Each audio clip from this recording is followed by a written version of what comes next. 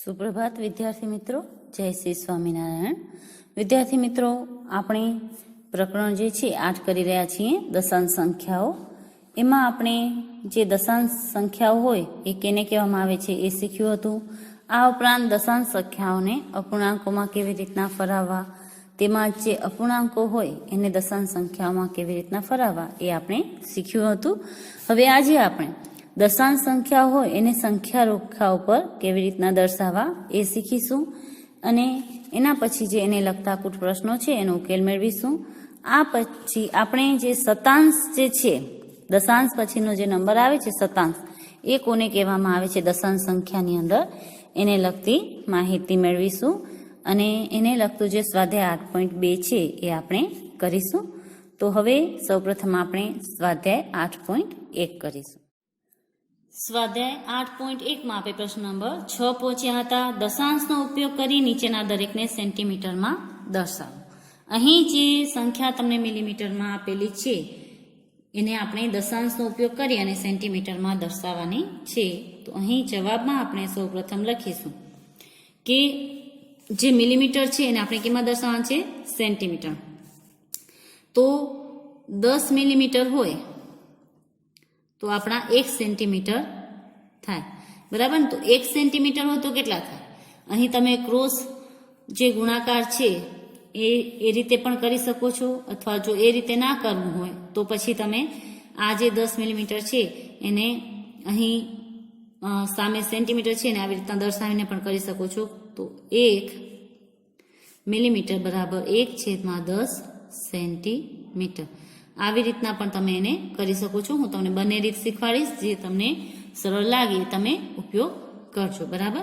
હવે 1 મિલીમીટર બરાબર 1/10 સેમી, તો આપણી પાસે છે 2 મિલીમીટર.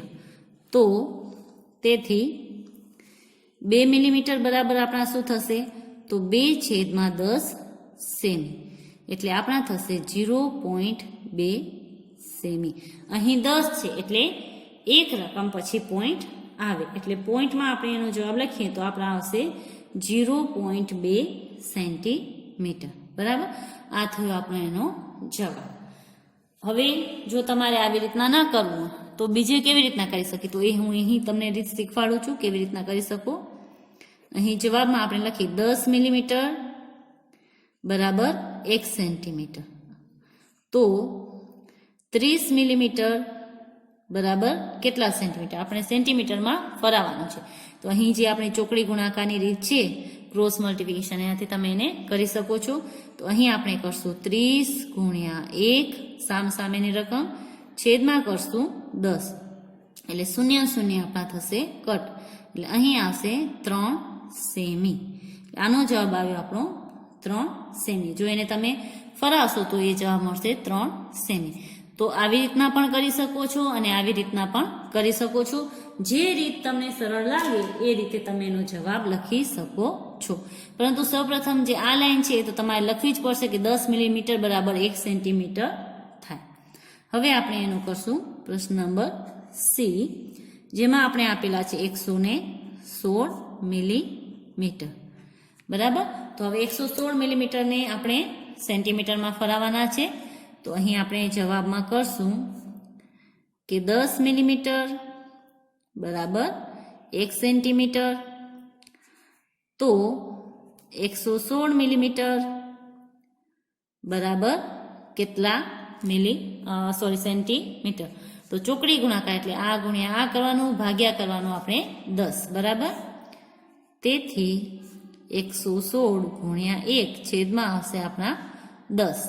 હવે અહીં જો તમને કટ કરવું તો તમે કટ કરી શકો છો, પરંતુ કટ કરશું તો પણ તમારા બધા ઉડશે નહીં. તો અહીં આનો આપણે જવાબ કરીએ 116/10. અહીં 1 શૂન્ય છે તો અહીં એક રકમ પછી આપણે પોઈન્ટ મૂકી શકીએ છીએ. તો આનો જે જવાબ છે એ આપણને મળશે 11.6 સેમી, બરાબર ને? આવી રીતના ન લખવું હોય તો તમે આવી રીતના પણ લખી શકો 11 સેમી અને 6 મિલીમીટર. પરંતુ આપણે દશાંશ સંખ્યા સાથે દર્શાવવાનું છે એટલે આપણે આ જવાબ છે એ જ સાચો પડે, આ ન લખવાનું. આ પણ સાચું જ છે, પરંતુ અહીં આપણે સેમી અને મિલીમીટરને અલગ કર્યા છે, જ્યારે અહીં સાથે લખ્યા છે, બરાબર?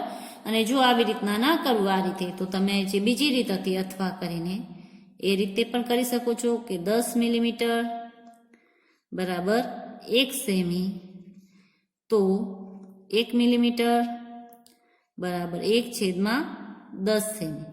તો જે આપણા છે તેથી 116 જે મિલીમીટર છે એને આપણે ગુણાકાર કરીએ તો 1/10 ગુણ્યા 116. હવે અહીં એ જ પદ આવી જશે જે અહીં આપણે લખ્યું છે. બરાબર, બંને રીતે તમે એને કરી શકો છો, તમને જે રીત સરળ પડે એ રીતે. હવે પછી આપણે એનો કરશું પ્રશ્ન નંબર ડી. અહીં જે ડી છે એમાં આપણે આપેલું છે 4 સેમી અને 2 મિલીમીટર, જેને આપણને ફરાવવાનું છે સેન્ટીમીટરમાં. હવે આ તો પહેલેથી સેન્ટીમીટરમાં જ ફેરવેલું છે, આપણને ખાલી 2 મિલીમીટરને સેન્ટીમીટરમાં ફરાવવાનું અને એ પછી 4 સેમીમાં આપણે પ્લસ કરવાનું છે. તો અહીં આપણે લખશું 4 સેમી પ્લસ 2 મિલીમીટર. બરાબર, હવે આ મિલીમીટરને આપણે પહેલા ફરાવી દઈશું સેન્ટીમીટરમાં. બરાબર, આને હવે સેન્ટીમીટરમાં આપણે ફરાવીએ તો આપણે જે કરતા કે 10 મિલીમીટર બરાબર 1 સેમી થાય. તો 1 મિલીમીટર બરાબર 1/10 સેમી. તો 2 મિલીમીટર હોય તેથી 2 મિલીમીટર બરાબર 2 ગુણ્યા 1/10 બરાબર આપણે મળે 0.2 સેમી. હવે આ જે 0.2 સેમી મળ્યા એને આપણે 4 સેન્ટીમીટરની અંદર પ્લસ કરવાના. આમ 4 અહીં પોઈન્ટ છે એટલે અહીં પણ આપણે પોઈન્ટ કરીને 0 લખશું, સેમી પ્લસ 0.2 સેમી બરાબર આપણને મળશે 4.2 સેન્ટીમીટર. બરાબર ને, અહીં પોઈન્ટ પછી કાંઈ ન હોય તો આપણે 0 દર્શાવવો પડે, કેમ કે અહીં પોઈન્ટ પછી રકમ છે એટલે અહીં પણ આપણે પોઈન્ટ પછી રકમ જોઈએ, સરવાળો કરીએ એમાં. બરાબર, તો આ થયો એનો પ્રશ્ન નંબર ડી નો જવાબ. હવે ઈ અને એફ છે એ તમારે ગૃહ કાર્યમાં જાતે કરવાના છે. હવે પ્રશ્ન 7 કરતા પહેલા આપણે થોડીક સંખ્યા રેખાઓ પર દશાંશ સંખ્યાઓ છે કેવી રીતના દર્શાવવામાં આવે છે એની સમજૂતી મેળવીશું અને પછી પ્રશ્ન નંબર 7 કરીશું. હવે દશાંશ સંખ્યાઓ જે દર્શાવવાની હોય સંખ્યા રેખાઓ પર, એનો મતલબ એમ છે કે જે સંખ્યા હોય એની વચ્ચે ટોટલ 10 ખાના આવેલા હોય, એટલે કે આવા 10 ભાગ એના પાડેલા હોય. 1 2 3 4 5 6 7 8 9 અને 10મો ભાગ અહીં આવે પૂર્ણ સંખ્યા પર. બરાબર, એવી જ રીતના જે પણ પૂર્ણ સંખ્યા હોય એની વચ્ચે ટોટલ આવા 10 ભાગ પાડેલા હોય.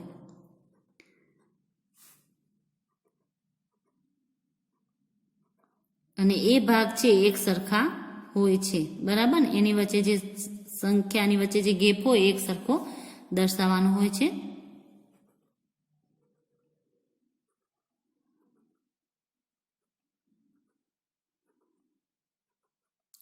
છેલ્લે અહીં આવ્યો 10. હવે આ જે ભાગ પાડેલા હોય એનો મતલબ એમ થાય કે આ જે પેલો ભાગ છે એ છે ટોટલ 1 2 3 4 5 6 7 8 9 ને 10, એટલે પેલો જે ભાગ છે 1/10 આપણે દર્શાવે. બરાબર ને, એક સોરી આ 0 પછી છે એટલે 0 પછીનો એક ભાગ છે એટલે 1/10 દર્શાવે છે પેલો ભાગ હોય. બીજો ભાગ હોય 2/10, ત્રીજો ભાગ હોય 3/10, ચોથું હોય 4/10. ટોટલ ભાગ એના 10 છે એટલા માટે. હવે આને 1/10 હોય એને આપણે જો દશાંશમાં બતાવવો હોય તો એક રકમ પછી પોઈન્ટ મૂકીએ આપણે તો 1.0, એટલે આ જે છે દશાંશમાં લખાશે 0.1 એવી રીતના. બરાબર, એવી રીતના જે પછીના ભાગો અહીં એના પછીના, તો અહીં એક પછીનો જે ભાગ હોય પેલો બીજો ત્રીજો મેં આ લીધો ચોથો ભાગ લીધો. બરાબર ને, તો એ આપણે દર્શાવશે 1.4. પેલો બીજો ત્રીજો અને ચોથો ભાગ એટલે 1.4 એક પૂર્ણ સંખ્યા છે જે પોઈન્ટની આગળ આવશે અને પોઈન્ટ પછીના જે ભાગ છે એ આવશે અહીંયા જેટલી આપણે લાઈન લેશું એ આવશે પોઈન્ટ પછી. એવી રીતના મને 2 પછી દર્શાવો તો 2 હું 1 2 3 4 5 6 ને 7મો ભાગ દર્શાવું છું તો 2.7 છે, 2 પછી આવશે, બરાબર. તો 2.7 આપણો થશે 1 2 3 4 5 6 અને 7મો ભાગ અહીં આવશે. એવી રીતના 3 પછીનું મને દર્શાવવું હોય તો આ છે આપણું 3 પછીનો જે દર્શાવવો હોય મને 5મો ભાગ, પહેલો બીજો ત્રીજો ચોથો ને 5મો ભાગ, બરાબર. તો અહીં હું દર્શાવી શકીશ 3.5 આવી રીતના 3 પછીનો 5મો ભાગ. હવે આવી રીતના જે છે તમે દશાંશ સંખ્યાઓ હોય એ આની ઉપર સંખ્યા રેખા ઉપર દર્શાવી શકો છો. હવે તમને પ્રશ્ન નંબર 7ની અંદર પૂછ્યું છે કે જે તમને આપેલી સંખ્યા હોય એ જે સંખ્યા રેખા ઉપર કઈ બે પૂર્ણ સંખ્યાની વચ્ચે આવેલી છે અને કઈ સંખ્યાની નજીક આવેલી છે. ઉદાહરણ તરીકે અહીં આપણને 1.4 આપેલા છે તો એ કઈ બે સંખ્યા વચ્ચે આપેલા, તો 1 અને 2 એ પૂર્ણ સંખ્યા છે એની વચ્ચે 1.4 આવેલા છે. આગળ જે સંખ્યા હોય એ અને એના પછીની સંખ્યા વચ્ચે આવેલા હોય. એવી રીતના અહીં આપણે આપેલા છે 2.7 તો એ 2 અને 3 ની વચ્ચે આવેલા છે. અહીં આપેલા છે 3.5 તો એ 3 અને 4 ની વચ્ચે આવેલા છે અહીં કને, બરાબર ને. તો આવી રીતના આપણે કહી શકીએ કે આ બે પૂર્ણ સંખ્યા વચ્ચે આપેલા છે. એવી રીતના 0.1 તો એ 0 અને 1 એ બંનેની વચ્ચે આવેલા છે, બરાબર. તો આ થયું કે કઈ પૂર્ણ સંખ્યા વચ્ચે આવેલા છે. હવે બીજું અહીં એમ પૂછ્યું છે કે આપેલ જે સંખ્યા છે કઈ પૂર્ણ સંખ્યાની નજીક છે. તો અહીં તમે જોશો કે 1.4 તો 4 છે એ 1 ની નજીક છે અને 2 થી દૂર છે, તો અહીં લખાશે કે 1 ની નજીક છે. આ જે સંખ્યા છે 1.4 1 ની નજીક છે. હવે 2.7 તમે અહીં જોશો તો એ 3 ની નજીક છે અને 2 થી દૂર છે, તો એ અહીં લખાશે 3 ની નજીક છે. હવે 3.5 તો તમે કહેશો કે 3 ની નજીક છે કે 4 ની, એ તો બરાબર વચ્ચે આવેલી છે. તો જ્યારે બરાબર વચ્ચે આવેલી હોય ત્યારે એના પછીની જે સંખ્યા હોય લેવાની કે 4 ની નજીક છે. પોઈન્ટ અહીં 5 આવી જાય એટલે 5 પછીની જે સંખ્યા હોય એ એના પછીની સંખ્યાની નજીક છે એમ કહેવામાં આવે છે. તો હવે આપણે આના આધાર પ્રશ્ન નંબર 7નો જવાબ લખીશું.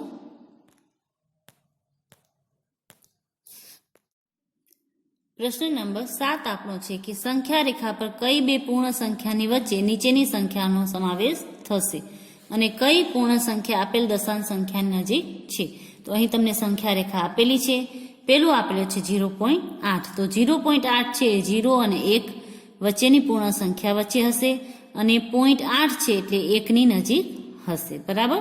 હું પછી તમને એના જવાબ કરાવું છું, એકવાર આપણે સમજી લઈએ. પછી બી 5.1 એ 5.1 છે એટલે 5 અને 6 ની વચ્ચે હશે ને 0.1 છે એટલે પેલો જ પોઈન્ટ હશે એટલે 5 ની નજીક હશે. એવી રીતના સી છે 2.6 તો 2.6 છે આગળ 2 છે એટલે 2 અને 3 ની વચ્ચે હશે અને 0.6 છે એટલે 3 ની નજીક હશે. પછી ડીમાં છે 6.4 એટલે 6 અને 7 ની વચ્ચે એ સંખ્યા હશે અને 0.4 છે એટલે 4 જે છે એ 6 ની નજીક કહેવાય. પછી ઈ 9.1 તો 9.1 છે એ 9 અને 10 ની વચ્ચે હશે અને 0.1 જ છે એટલે એ 9 ની નજીક હશે. એફમાં છે તમને 4.9 તો 4.9 છે 4 અને 5 ની વચ્ચે હશે અને 0.9 છે એટલે 5 ની નજીક હશે. તો આ એના જવાબ છે. હવે હું તમને લખાવું છું, તમારે પ્રશ્ન લખી સંખ્યા રેખા દોરવાની છે અને પછી એના જે જવાબ છે એ બી સી લખી અને પ્રશ્ન ઉતારી અને એની સામેના જવાબ તમારે લખવાના છે, બરાબર. તો હું તમને ડાયરેક્ટ જવાબ કરાવું છું. હવે પ્રશ્ન એ જે છે તમારું 0.8 તો એનો જવાબ કરીને નીચે લખવાનું છે 0.8 એ 0 અને 1 ની વચ્ચે આવેલ છે અને આ સંખ્યા 1 ની નજીક આવેલી છે. બસ બધેમાં આટલું જ તમારે લખવાનું છે. પછી બી છે તો બી તમારો છે 5.1 તો જવાબ કરીને લખવાનું છે કે 5.1 એ 5 અને 6 ની વચ્ચે આવેલ છે અને આ સંખ્યા 5ની નજીક આવેલી છે. એવી રીતના સી કરીએ 2.6 બરાબર. જવાબ 2.6 એ 2 અને 3ની વચ્ચે આવેલ છે અને આ સંખ્યા 3ની નજીક છે. 3ની નજીક આવેલી છે. આવી જ રીતના તમે ડી, ઈ અને એફના જવાબ જે છે એ અહીં લખી લેજો. ગૃહ કાર્ય નથી કરવાના. અહીં સાથે જે ક્લાસ વર્ક છે એની સાથે તમે એના જવાબ છે મેં તમને સમજાવી દીધા છે. આવી જ રીતના 2 લાઈનમાં એના જવાબ તમારે લખી લેવાના છે. હવે આપણે કરશું પ્રશ્ન નંબર 8. પ્રશ્ન નંબર 8 હવે આપણે કરીશું. બાકીના તમે કરી લેજો. નીચેની સંખ્યાઓને સંખ્યા રેખા પર દર્શાવો. આ જે 4 સંખ્યા આપેલી છે એને આપણે સંખ્યા રેખા ઉપર દર્શાવવાની છે. તો સૌપ્રથમ જે છે એ આપણે સંખ્યા જોશું તો એક છે 0.2, 1.9, 1.1 અને 2.5. તો આ જે સંખ્યા છે એ 0 થી 3 ની વચ્ચે આવી જાય છે. તો આપણે એક સાથે એને એક જ સંખ્યા રેખા ઉપર દર્શાવી શકીએ છીએ. તો સૌપ્રથમ આપણે સંખ્યા રેખા દોરીશું. મેં અહીં સંખ્યા રેખા દોરી જ છે. તો અહીં આપણે 1 અને 3 ની વચ્ચે એને દર્શાવીશું. 0 અને 3 ની વચ્ચે. તો આપણે સંખ્યા રેખા ઉપર 0 થી 3 સુધી દોરવાનું છે. પછી દરેક સંખ્યાની વચ્ચે આવી રીતના 9 લાઈન કરવાની છે. અહીં સુધી 10 થાય એટલે કે 10 ખાના થશે. આવી રીતના 1, 2, 3, 4, 5, 6, 7, 8, 9 વચ્ચે 9 અને આ નંબર શીખે થાય 10. એવી રીતના આપણે દરેકની અંદર સરખા અંતરે લાઈન દોરવાની છે. હવે આપણે દર્શાવવાનું છે 0.2. તો 0.2 એટલે 0 એના પછીની બીજી લાઈન. તો એ આપણા આવે અહીં. જે મેં તમને આગળ સમજાવ્યું જ હતું સંખ્યા રેખા ઉપર કેવી રીતના. તો એને આપણે કરીશું 0.2 બરાબર. પછી અહીં એના પછીની જે સંખ્યા છે એ છે 1.9. તો 1 પછીનો 9મો ભાગ એટલે 1, 2, 3, 4, 5, 6, 7, 8 અને 9 જે આવશે અહીં આપણા. તો અહીં આપણે લખશું 1.9 બરાબર. પછી જે છે એ આપણા આવે છે 1.1. તો 1 આયરો એના પછીનો પહેલો પોઈન્ટ એટલે આવશે અહીં. તો અહીં આપણે દર્શાવીશું 1.1. 2.5 છે એ આપણા આવશે 1, 2, 3, 4 અને 5 અહીં. તો 2.5 બરાબર. તો એ આપણો આવ્યો અહીં. બી જે છે એ છે 1.9 એ આપણો આવ્યો અહીં. સી જે છે એ આપણો જવાબમાં આવ્યો અહીં. અને ડી જે છે એ આપણો જવાબમાં આવ્યો અહીં. તો જવાબમાં આવી રીતના તમે સંખ્યા રેખા ઉપર જે રકમ છે એ સરળતાથી દર્શાવી શકો છો બરાબર. હવે આપણે કરીશું પ્રશ્ન નંબર 9 નો જવાબ. પ્રશ્ન નંબર 9 આપણો છે આપેલ સંખ્યા રેખા ઉપર બિંદુઓ A, B, C, D એ કઈ દશાંશ સંખ્યા દર્શાવે છે એટલે કે નિરૂપણ કરે છે એ તમે જણાવો. તો બિંદુ A છે એ 0 પછી કયો નંબર છે 1, 2, 3, 4, 5, 6, 7 અને 8 એટલે આવશે 0.8 ની જે સંખ્યા છે એ દશાંશ સંખ્યા દર્શાવે છે બરાબર. એ બિંદુ છે 0.8 દર્શાવે છે. પછી છે બી બિંદુ. બી બિંદુ 1 પછી આવેલો છે પેલો, બીજો અને ત્રીજો પોઈન્ટ એટલે 1 પછી 3.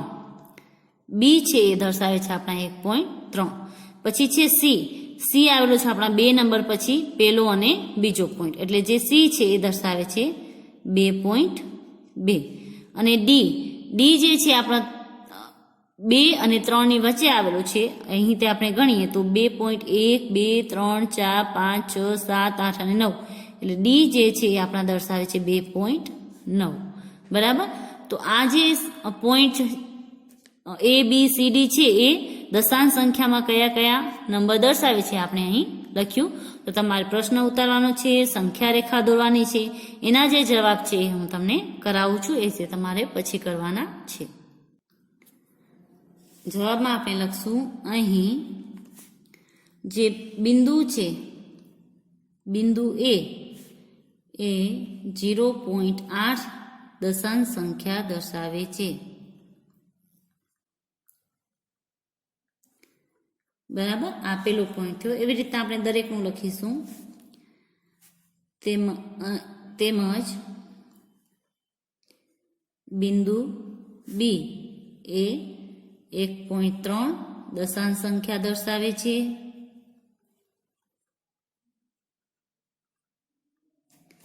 અને બિંદુ સી એ 2.2 તેમજ બિંદુ ડી એ 2.9 દશાંશ સંખ્યા દર્શાવે છે. આ થયો આપણો પ્રશ્ન નંબર 9 નો જવાબ. હવે પ્રશ્ન નંબર 10 આપણને કરવાનો છે. પ્રશ્ન નંબર 10 આપણે કરીશું. હવે પ્રશ્ન નંબર 10 નો એ છે, રમેશની નોટબુકની લંબાઈ 9 સેમી અને 5 મિલીમીટર છે, તો સેમીમાં એની લંબાઈ કેટલી થશે? અહીં 9 સેમી અને 5 મિલીમીટરને આપણે સેમીમાં ફરાવવાના છે. તો જવાબ લખશું અહીં 9 સેમી અને 5 મિલીમીટરને આપણે સેમીમાં ફરાવવાના છે. બરાબર, તો અહીં આ તો પહેલેથી સેન્ટીમીટરમાં છે, આ જે મિલીમીટર છે એને આપણે સેન્ટીમીટરમાં ફરવીશું.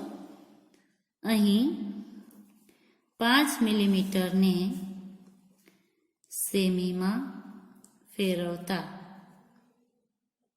બરાબર, તો આપણે જે આગળ કર્યું હતું કે 10 મિલીમીટર બરાબર આપણા થતા હતા 1 સેન્ટીમીટર, તો 5 મિલીમીટર બરાબર કેટલા? આપણે ચોકડી ગુણાકારની રીતે કરી શકીએ છીએ.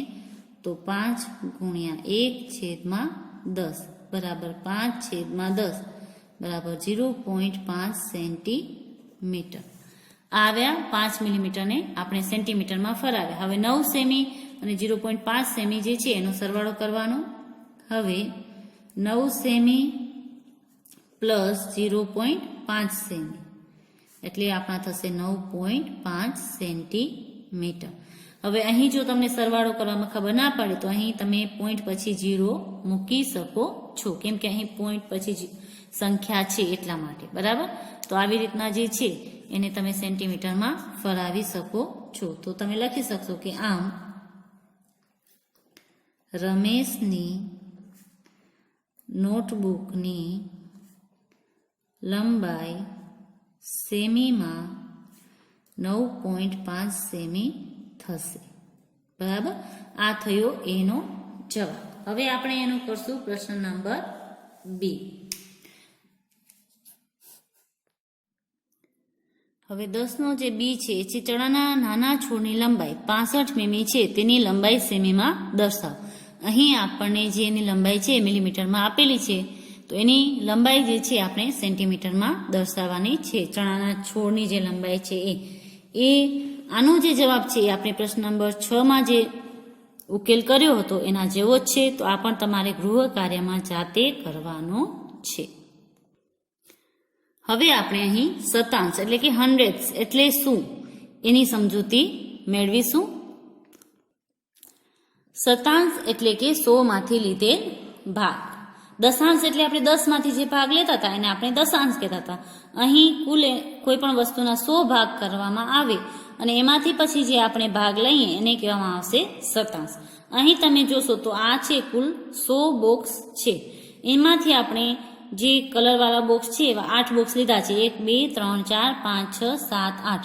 તો આને જે છે અહીં આપણે 8 ચોરસ લીધા છે, તો એને લખાશે 8/100 એટલે 100 માંથી આપણે 8 ભાગ લીધા છે. હવે એને જો દશાંશમાં દર્શાવવું હોય તો અહીં 100 એટલે કે 2 શૂન્ય છે, એટલે અહીંથી પાછળથી 2 રકમ ગણવાની 1 અને 2, અને પછી અહીં દશાંશ ચિહ્ન મૂકી દેવાનું અને આગળ લખવાનું 0.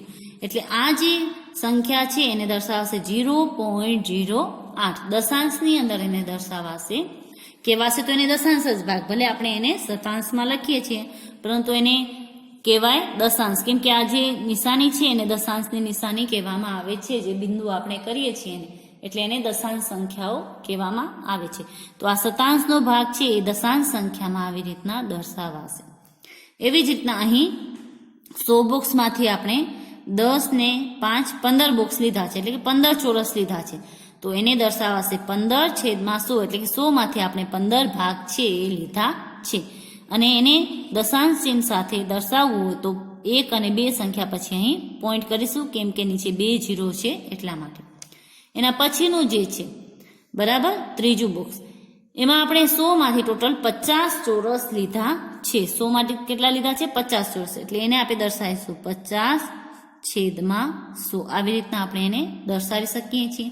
હવે આને જો દશાંશમાં દર્શાવવું હોય તો કેવી રીતના દર્શાવે? તો એક તો તમે આવી રીતના દર્શાવી શકો છો 0.50 બે સંખ્યા પછી, અને બીજું અથવા કરીને કેવી રીતના દર્શાવી શકાય? તો 0 0 તમારો કટ થઈ જાય, એટલે એક જ શૂન્ય હોય એટલે એક સંખ્યા પછી પોઈન્ટ, એટલે 0.5 આવી રીતના પણ લખી શકો છો.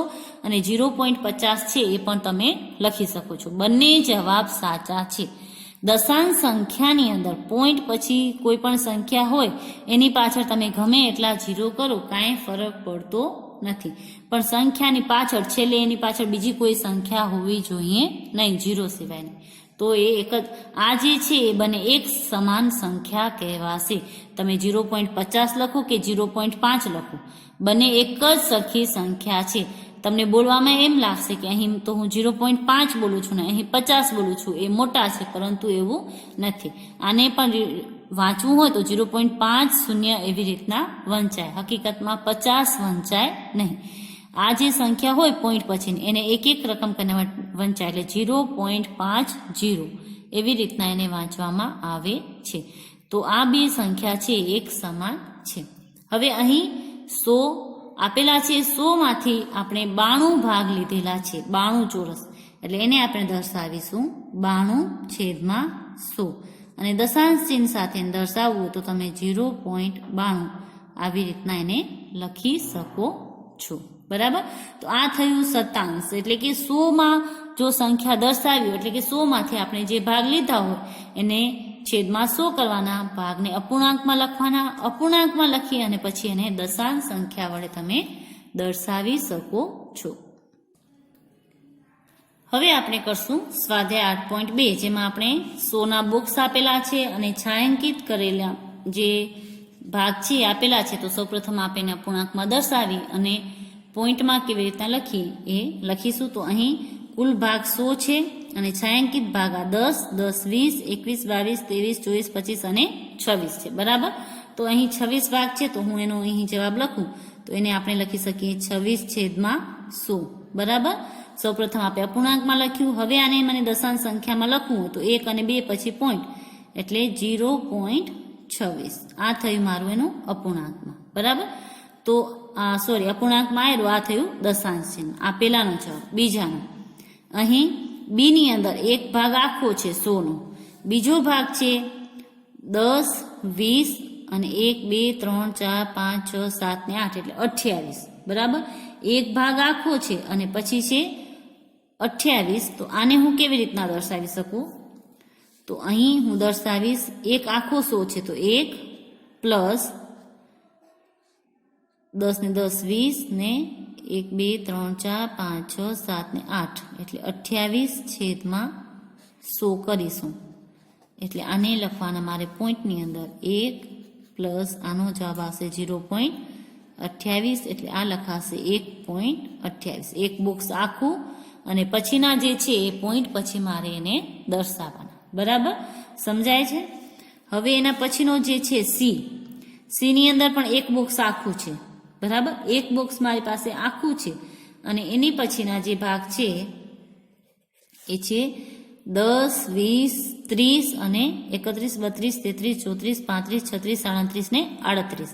એટલે પછીના 38 પોઈન્ટ છે. તો હું ડાયરેક્ટ એને આવી રીતના 138/100 આવી રીતના પણ દર્શાવી શકું છું. જો મારે પ્લસ ના કરવું હોય તો હું આવી રીતના ના કરવું, મારે 1 + 28/100 તો ટોટલ 138/100.